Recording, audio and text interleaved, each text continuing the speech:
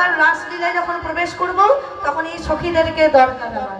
তা সখীরা একটু, হ্যাঁ খুব সুন্দর লাগছে, যাও একটু বসো, আবার যখন নৃত্য করতে ডাকবো আবার সবাই আসবে। দেখুন এই আনন্দ করবার জন্য বাবাই হরিসভার আয়োজন, তাই না? তাই আজকে সুরধ্বনি